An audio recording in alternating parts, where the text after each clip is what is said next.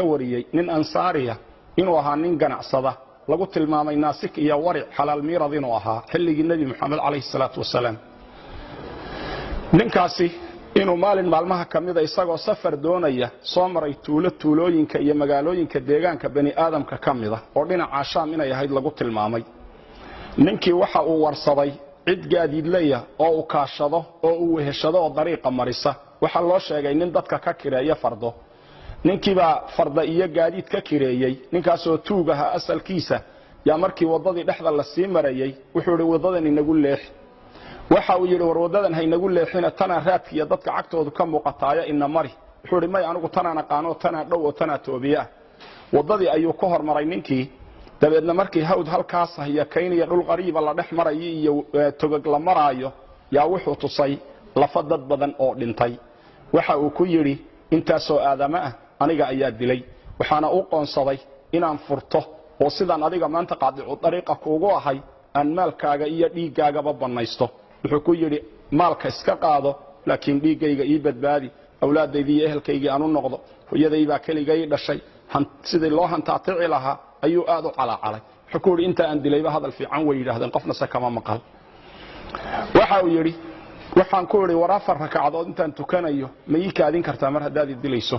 markaas wuxuu yiri waxa tukataa inta aad rabto waxa uu waxaan bilaabay salaad waxaan isku dhaxwaday ducooyin iyo ayad quraan oo qalbigayga ku soo dhacaysay ayada quraankii waxay amman yujibul mudarra idha da'aa wa yakshifu as-su'a wa yaj'alukum khulafa al-ard ilahum ma'a Allah ayada qalbigayga ku soo noqonaysay ducaduna waxay ahayd ya wadud ya dhul arsh al-majid ya fa'alun lima yurid ducooyinkaas ayuu akhriyay aghithni ya mughith wa aghithni bi ku'al ali ducada markuu akhriyay yaa rakacadihiisa ku dhex jiray yaa wuxuu lusku la hortaagnaa warankii uu ku dili lahaa ayuu la hortaagnaayo dhaqso ayuu lahaa wuxuu u jeeday ninkii oo durbadiiba xagga dambe jaleecay oo dhinaca fiiriyay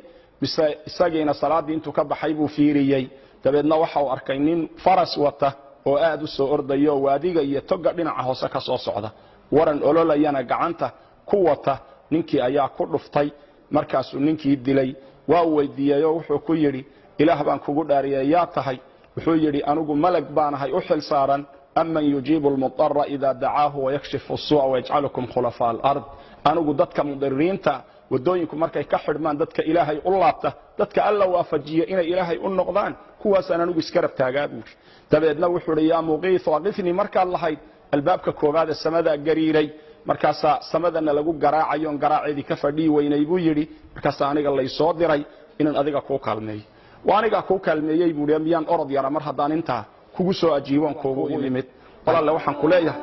kuma amrayo waxaan ka dalbayaa si naxariisa shariidka kooban oo ayadaha quraanka iyo xadiiska iyo qisaska islaamiga ku duuban yihiin cid aad gaarsiin karto dhan gaarsii inta kuugu jirto dhan la sheer galay